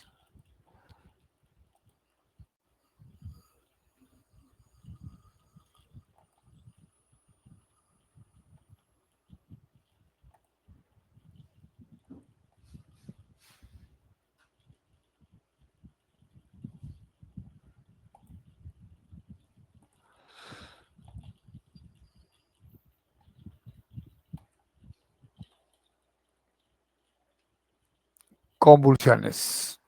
Bueno, ¿qué cosa era convulsiones? Bueno, uno de convulsiones solamente es motora. Entonces uno va a esta definición que está por ahí que dice, bueno, son descargas eléctricas anormales.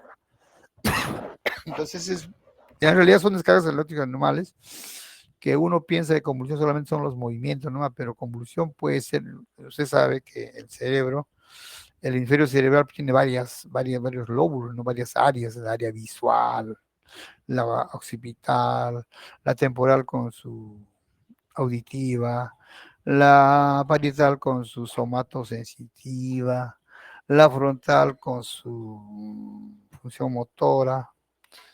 Entonces, de acuerdo a la descarga de un área correspondiente, va a producir pues un tipo de convulsión, ¿no?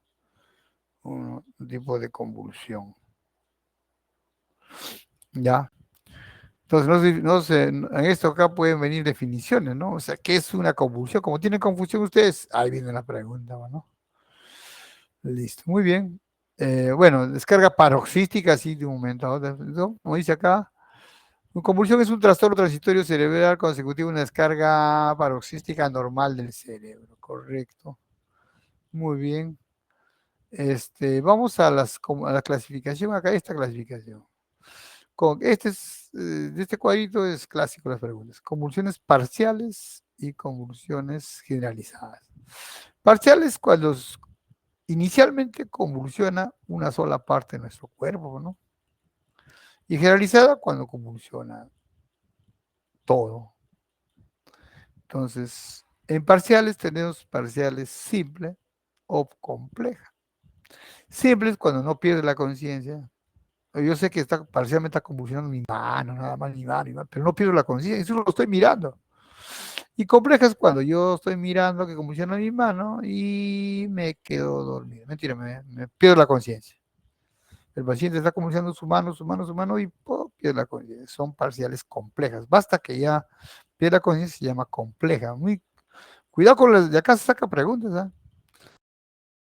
Y generalizada es cuando empieza como siempre, de repente se convulsiona mi mano, luego mi otra mano, luego mis cuatro manos, mis cuatro extremidades, y luego ya se tuerce, mis ojos se voltean, luego mi boca, luego me muerdo la lengua, luego me hago la pipí, o por lo que sea, ya se generaliza todo, ya igualito que el de abajo, igualito, pero empieza de una simple. Por supuesto que es con la conciencia. Entonces, estas cositas tienen que aprender algo así nomás, ya. Y las generalizadas, pues, clásico es acá las tónico-clónico. La palabra tónico, que se pone duro el cuerpo, y clónico son sacudidas, eso es lo típico, ¿no?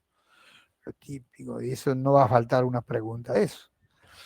Pero otro atípico, ya se sabe que todas las generalizadas van con trastorno de conciencia, es automáticamente. Y acá es otra convulsión que no es atípico, o sea, que el paciente está parado y se pierde como si estuviera ausente. Tú lo miras y el paciente está mirando al infinito, mirándole ahí no de frente, le hablas y no reacciona, no te mira ni voltea. ¡Ah, caramba! ¿Qué es eso?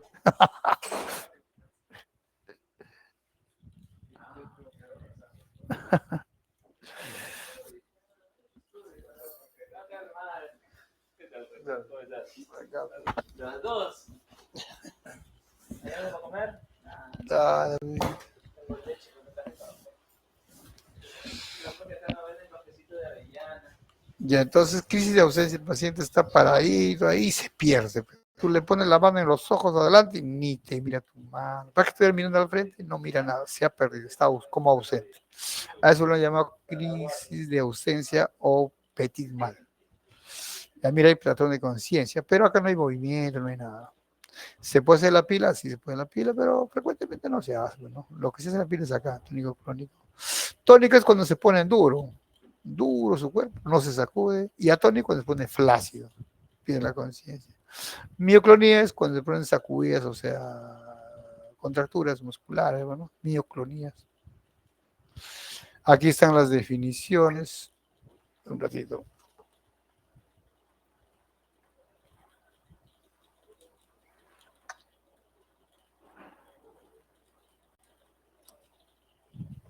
Ya, aquí están las definiciones, crisis parciales simples, en la cual ya están las definiciones, está la definición, una cosita, esto de acá, vamos a especificar. La marcha jacksoniana no es el baile de Michael Jackson, no. Es que primero como son parciales simples, solamente se contractura tu miembro superior. Primero se contrae de repente un pulgar, de repente se contrae la mano, de repente el antebrazo, de repente ya el brazo y todo el miembro superior. Es secuencial. Se llama la marcha jacksoniana, en honor a un doctor llamado John Jackson.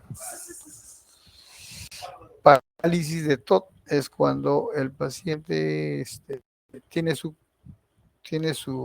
crisis parcial simple, ¿no? Su sacudida ahí de un miembro superior, así, y se queda paralizado, ¿no?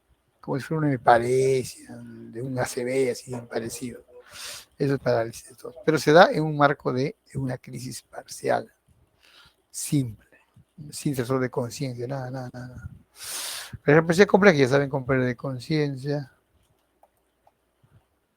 gran mal o tónicos crónicos, eso ya los clásicos ustedes ya saben, ¿no? Y mioclonía, pues, donde hay contracturas musculares, donde botan las cosas, ¿no? Lanzan las cosas, tiran los objetos. Frecuentemente en adolescentes, es desencadenado de repente por un estrés intenso, por una cansancio, por una privación del sueño, de repente por el consumo de alcohol. Hay unas parálisis atónicas, mira cuando se cae, pero esto ya, eso no más, nada más. Ya epilepsia crónica juvenil, adolescentes. El síndrome de West se presenta en niños cuando hay espasmos musculares mioclónicos, en estas edades, de 3 a 6 meses. El otro se hace, solamente se pregunta como para la edad, ¿no? De 2 a 8 años, en la cual prácticamente como algo comparativo, pero el West sí es conocido, preguntado. Las causas también dentro del recién nacido, hasta 28 neonatos recién nacidos, la hipoxia, las infecciones también, metabólica, hipoglicemia, nada más. En los lactantes, la fiebre hasta los 5 años, convulsión febril, hasta los 5 años, hasta los 5 años. Y nada más. Adolescentes de repente ya empieza a salir a donde sea, lo golpean, traumatismos, se meten a la droga, consumo de drogas. En jóvenes ya aparecen tumores, ¿no? Tumores. Con tal negrita, en adultos, ACVs, tumores, trastorno metabólico porque ya tienen enfermedades. Entonces, las causas, nada más.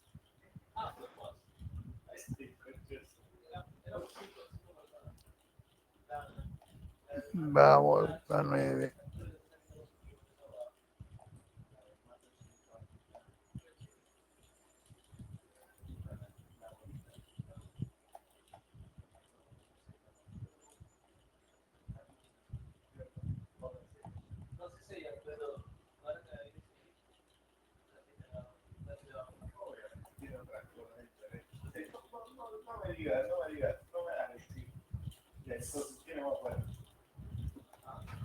Y acá en esta semana, acné y urticaria. La lesión elemental del acné, ¿cómo se llama? ¿Cómo se llama? Comedones. Comedón. Son puntitos negritos, pero puede estar acompañado pues de pápula, pústula, nódulos, quistes. Entonces, para que sea grave el acné, tiene que tener nódulos y quistes. Y ese acné grave le han puesto el nombre de el acné conglobata, ¿no? Múltiples nódulos, quistes, abscesos, fístulas, ¿no?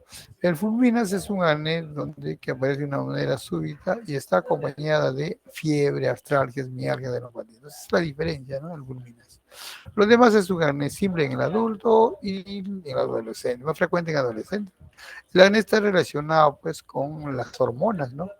Con las hormonas. Entonces, acá tenemos, pues, como el drenaje de la glándula sebácea, todo el contenido se obstruye por una hiperqueratinización o alteración en la queratinización acá y se obstruye y produce el comedón. Muy frecuente en adolescentes, ¿no? Frecuente en adolescentes, muy bien. Está relacionado a veces con la dieta rica en grasas, entonces hay que retirar todo eso para el tratamiento. No se olviden un germen bastante frecuente, el Propionibacterium acne, ¿no? Que la vez pasada pregunté y puede volver a preguntar porque es frecuente esa pregunta. Tipo de acné. La urticaria, su lesión elemental son los abones. Ahí están los abones. Ya, a veces no se sabe la causa, a veces puede estar relacionado con un alimento, un medicamento. Ya, cuando se presenta, sobre todo en mucosas, puede edematizar, si se llama la angioedema, ¿no? ya que a veces, muchas veces es peligroso y puede comprometer la vía aérea, por ejemplo, ¿no? Y una lesión urticarizante severa, ¿no? Se llama la anafilaxia, ¿no? En la cual el paciente tiene broncoespasmo, hipotensión, ¿no? Hipotensión y a veces sobre todo, y hasta paro cardíaco. Y esto me va a llevar a lo que es anafilaxia. Cuidado con la pregunta, porque esto no he preguntado y puedo preguntar eso. Muy bien. Hay un término, si es agudo o crónico, el corte es 6 semanas. Si es menor de 6 semanas es aguda, si es mayor de 6 semanas es. Normalmente esos abonos aparecen a las 24 horas. Corte 6 semanas. Nada más. Ahí están los abonos. Ahí están los abonos.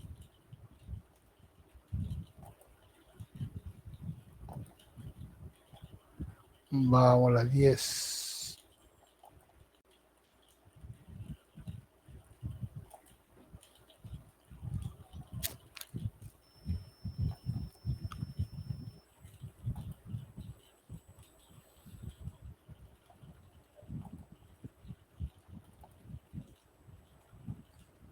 Ya, eso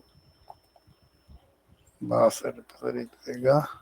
Alteración de pares craneales. Entonces, usted tiene que saber los pares craneales y sus anomalías, ¿no? Sus fallas mínimas, fallas elementales, tiene que saber. A ver cómo está acá. Ya. Ya, ahí está. Primer paro craneal. Bueno, vamos a lo que está nomás. Andrés me han dicho que esto es muy fácil. Nervio olfatorio, bueno. Nervio olfatorio, ya. No, acá problema solamente de alteración del olfato, sería algo muy simple, ¿no? Nervio óptico también, nervio oculomotor, tendrá, sí, me han dicho, de razón, eso está fácil, ya tiene razón. Pero acá la pregunta, ¿verdad? Acá, ¿qué se puede preguntar de acá? En relación al nervio olfatorio, la vía olfatoria, lo que he dicho en una diapositiva, esa vía olfatoria, repásenlo, va a estar relacionado con esas para preguntas de examen. En relación al nervio olfatorio, a veces hay lesiones traumáticas que la lámina cribosa del hueso etmoides es lesionado, ¿no? Por lo tanto, el paciente puede sufrir de alteraciones en el olfato. No, mucho cuidado con ese cuadro clínico. En relación a oculomotores, acá vamos a ver, por ejemplo, el nervio abducens en el sexto par craneal es muy sensible a lesiones, a hipertensión endocraniana, es sensible a compresión en seno cavernoso, porque por el seno cavernoso por ahí va ese nervio y cuando hay lesión por ahí puede alterar. Bueno, la cosa acá, en oculomotores no se olviden de lo que es los estrabismos, ¿no? En la cual hay estrabismo convergente, divergente, ya, en la cual, si se lesiona el sexto par craneal, el ojito se va a acercarse, se va a juntar el estrabismo convergente. Si se lesiona el tercer par craneal, el ojito se va a separar, ¿no? Estrabismo divergente. Después también otro que acá está bien claro, dice lesión parasimpática. Acá siempre el tamaño de la pupila, pregunta examen, acá me acordé. Acá tienen que ver lo que es, uno que es anisocoria. Isocoria cuando las pupilas son del mismo tamaño, ¿no? Anisocoria cuando son desiguales. Entonces, lesiones en el tercer par craneal o en el mesencéfalo te van a producir anisocoria. Bueno, por ahí. Pero también pueden, acá está para preguntar, de acá, es una lesión en el tercer par craneal, ¿qué va a producir? Uso la miosis o midriasis. A ver, una lesión en el tercer par craneal, ¿qué va a producir? ¿Miosis o midriasis? ¿Saben algo de eso?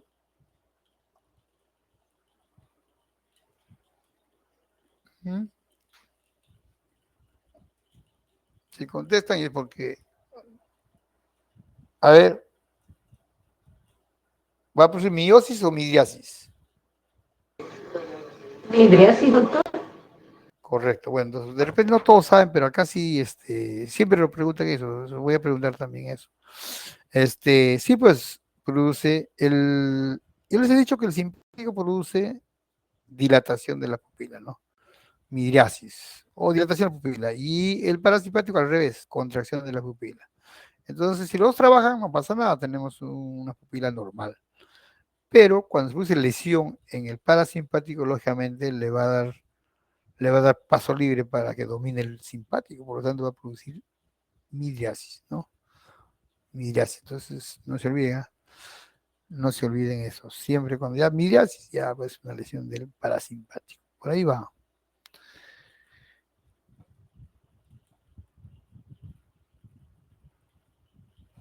Un ratito, no se me he equivocado. Esto. Y ya, entonces ya está en el nervio trigémino. Ya acá, ¿qué función tiene el trigémino? Ya saben lo que es la sensibilidad.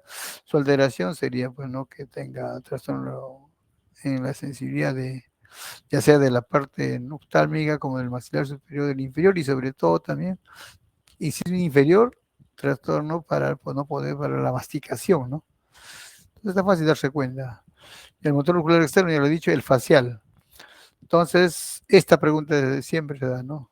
La inervación sensorial de los dos tercios anteriores de la lengua es por el facial y el tercio posterior es por el glosofaríngeo.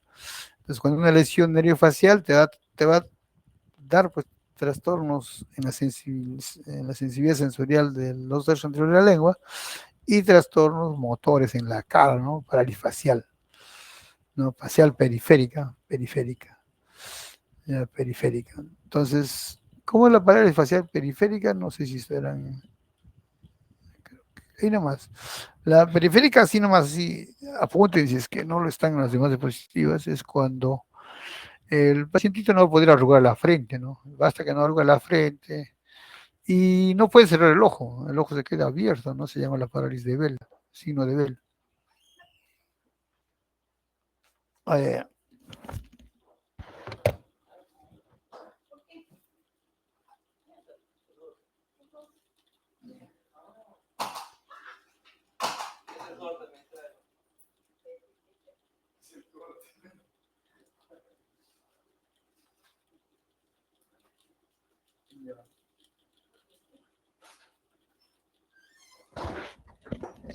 Entonces el pacientito no va a poder cerrar el ojo, entonces uno se da cuenta que es parálisis facial periférica. Pero como esto es de nervios generales, entonces periférico, bueno, hace un cuadro clínico donde que el paciente no puede cerrar el ojito, no puede arrugar la frente, pierde la cara está como borrada, la comisura nasolabial, entonces ya usted se da cuenta que es séptimo par, ¿no? Nada más. No se olviden de la lengua, eso siempre se preguntan, ¿no? Los dos tercios anteriores de la lengua, nervio facial.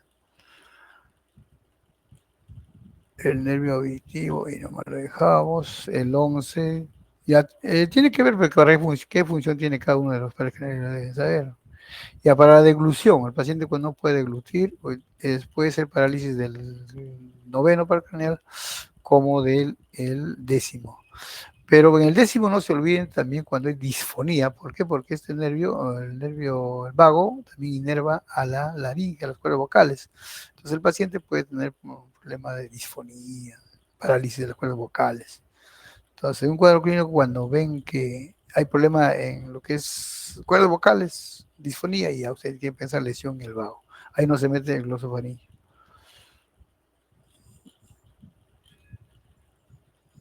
Lo demás es fácil darse cuenta, ¿no? De la lengua, todo eso. Muy bien, vamos a avanzar, vamos a avanzar. Bueno, ustedes también me dijeron que eso está fácil, me dijeron, no debe ser que han leído seguramente. El 11, ya se llega a las 8, ya me voy a las 8. Vértigo.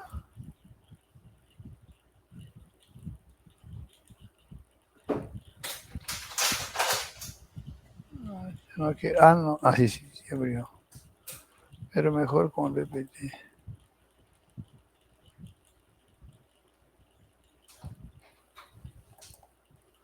No está. Acá ya que es. Ahí está.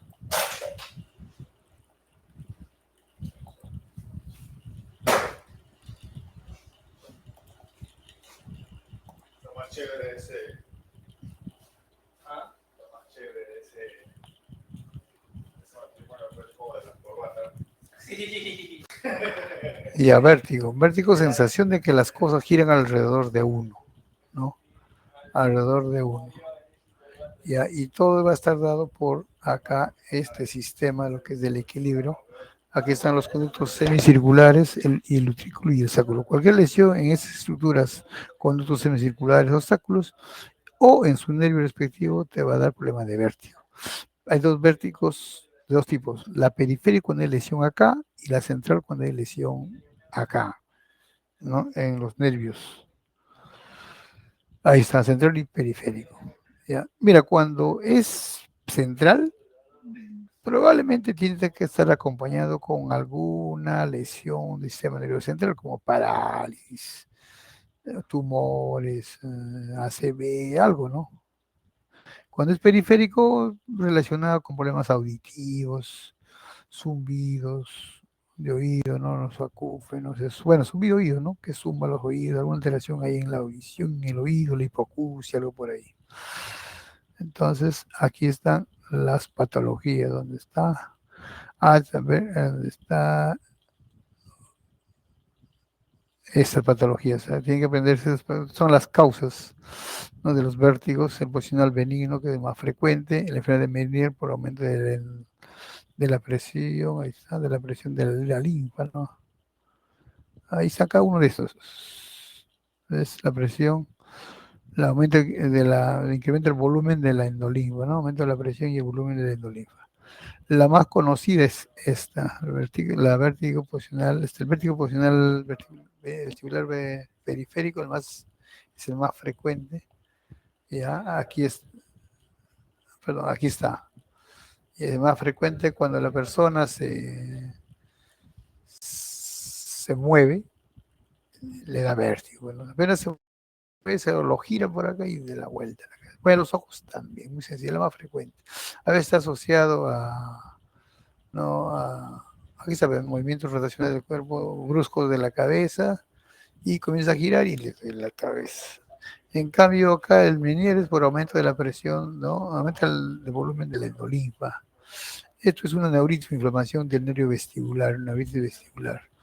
Y esto es por una compresión de algún, ¿no? Sobre una compresión, de repente de alguna aneurisma arterial sobre el octava par craneal.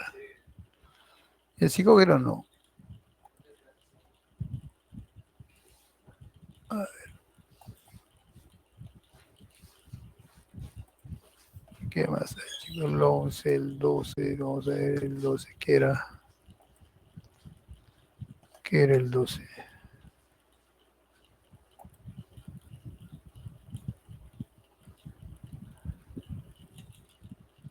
Alteraciones de la conciencia.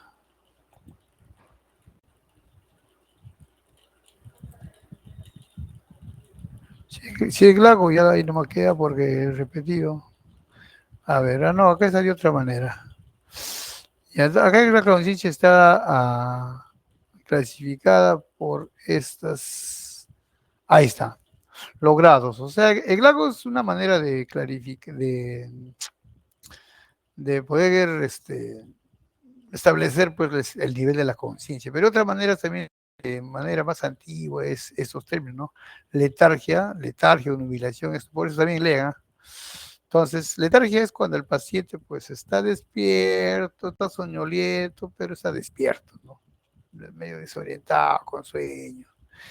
El nubilado ya tú tienes que producirle un estímulo, ¿no? Para que despierta, ¿ya? En el estupor, un estímulo más fuerte, hasta doloroso. Y en el coma prácticamente no despierta ni con el dolor más profundo. Esos son los niveles de conciencia, pero con nombre, letargia, nibilación, estupor y coma. Que muy bien puedes también evaluarlo con el Glasgow, no hay ningún problema.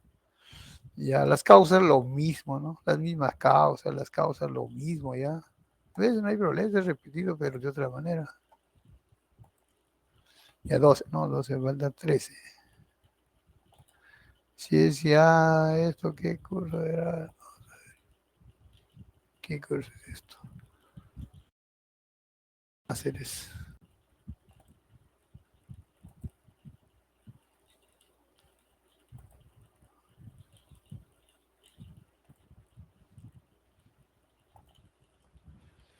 Listo, patología de cáncer. Bueno, les he dicho de que tenemos tres tipos de cáncer, ¿no? Así ya, para la pregunta. Ya. Uno derivado del melanocito, melanoma. Otro de las células basales, ¿no? Los cáncer vasocelular. Y otro de las células de los queratinocitos de la capa espinosa o espinocelular. ¿No? Listo. Entonces, ya, ahí están las partes de la piel, eso no tiene nada que ver. Ya. Carcinoma de células basales. Ya, carcinoma vasocelular se llama, carcinoma vasocelular, el carcinoma de las células espinosas o espinocelular, cuando es in situ le dan el nombre de enfermedad de Bowen, y acá tenemos la úlcera de Mariolin, ya un carcinoma escamoso celular del nuevo, otro en el labio, bueno, otro en forma verrucosa, otro queratocantoma, todos están en función a las formas, pero al final son cáncer derivados del queratinocito. Esta queratosis actínica no es más que un cáncer que va, o sea, para algunos son lesión precancerosa, para otros son un cáncer que está comenzando, pero por acción de la luz. Esta queratosis actínica se va a convertir en cáncer espinocelular. El melanoma es un cáncer de los tres cánceres, del vaso celular, espinocelular, el más leve, el más benigno es el vaso celular. Generalmente les he dicho que está presente en el dorso de la nariz, ¿no? En la nariz. El escamoso está presente en todo el resto del cuerpo que se expone al sol, inclusive en los miembros superiores, en la frente, ¿no? Clásico es en el labio, ¿no? El labio inferior. En melanoma, más bien en zonas escondidas, que es peligroso. ¿Cuál es la característica del melanoma? Es que da metástasis. Da metástasis, ¿no? Ahí está el Bowman, ¿no? Que es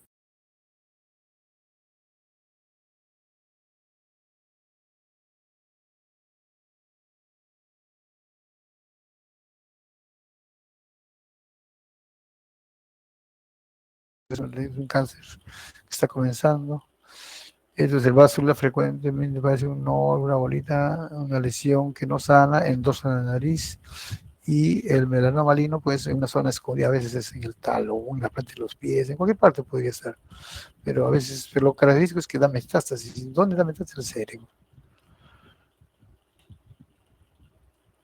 ¿Y a quién está? ¿Y cuál es el factor más importante? Bueno, son los rayos ultravioletas, ¿no? A veces interviene la herencia, la edad también, a mayor edad son más frecuentes. También la inmunosupresión, como el virus del papilomavirus, la infección por papilomavirus humano, el VIH, te inmunosuprimen y te puedes predisponer para que te pueda dar un cáncer, ¿no? Vamos.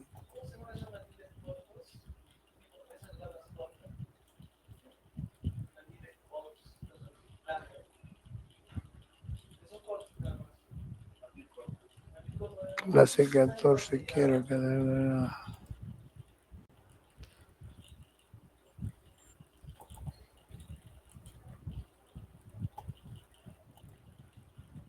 Esto quiero, no me acuerdo.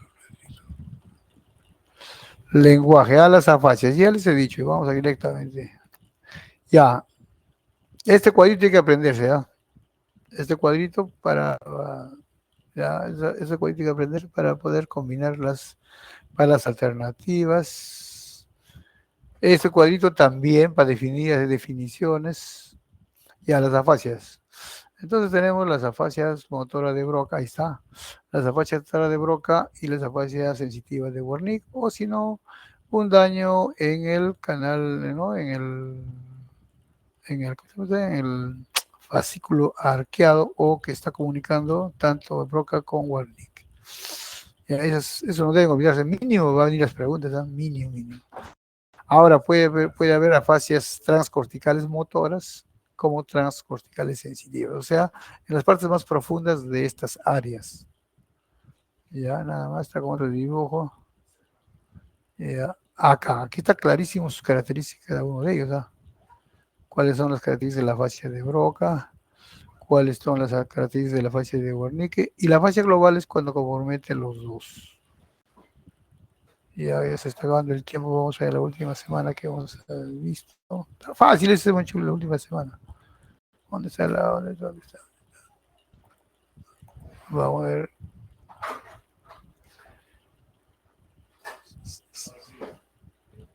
Estaba pensando en que algo le deberíamos regalar a su hijo. Clases de la alimentación. Ah, ya, ya. Ya, chicos, mañana temprano, una media hora antes les repaso lo que es 13, 14 y 15. Ya, chicos, ya me voy a. Cuídense.